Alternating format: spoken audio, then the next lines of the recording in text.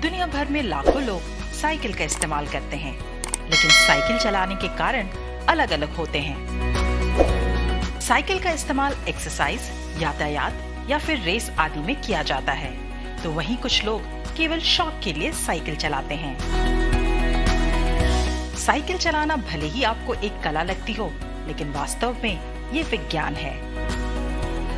कैसे दो पहियों वाली साइकिल हमें एक स्थान से दूसरे स्थान तक पहुंचा देती है, चलिए इसके विज्ञान को समझते हैं।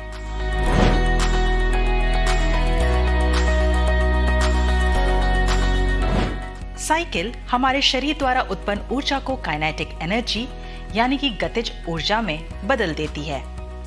गतिज ऊर्जा किसी गतिमान वस्तु या फिर कण का वो गुण है जो न केवल उसकी गति बल्कि द्रव्यमान पर भी निर्भर करता है। ऐसा कार्य जो ऊर्जा को स्थानांतरित करता है, किसी वस्तु पर पूरे बल के साथ लगाया जाए तो वस्तु गति करती है और गतिज ऊर्जा प्राप्त करती है। ठीक ऐसा ही साइकिल में भी होता है। किसी व्यक्ति द्वारा उत्पन्न की गई 90% ऊर्जा को साइकिल गतिज ऊर्जा में बदल सकती है। यात्रा के दौरान चालक का संतुलन और गति करने का पथ साइकिल को स्थिर रखने में मदद करता है।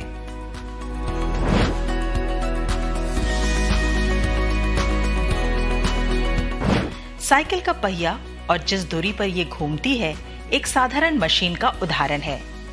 ये बल यानी कि गति को इकट्ठा कर लेती है, जो इस पर निर्भर करता है कि आप कैसे मुड़ते हैं। आमतौर पर साइकिल के पहिए कार के पहियों से ऊंचे होते हैं। जितने ऊंचे पहिए होंगे, ये मुड़ने की धुरी पर साइकिल की गति को उतना बढ़ा देंगे। पहिए हमारे शरीर के वजन को भी बड़े ही रोचक तरीके से संभालते हैं।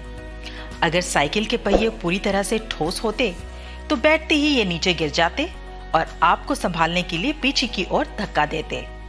लेकिन ज्यादातर साइकिल के पहिए मजबूत हब, पतली रिम और अनेक स्पोक्स से बने होते हैं, जो इन्हें मजबूत और हल्का बनाते हैं।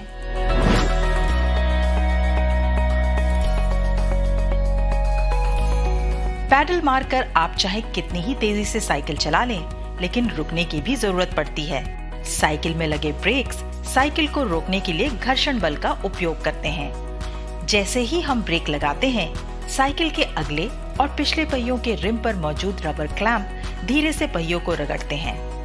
ये हमारी गतिज ऊर्जा को ऊष्मा में परिवर्तित कर देते हैं, जिसका नतीजा है कि साइकिल की गति धीमी पड़ जाती है।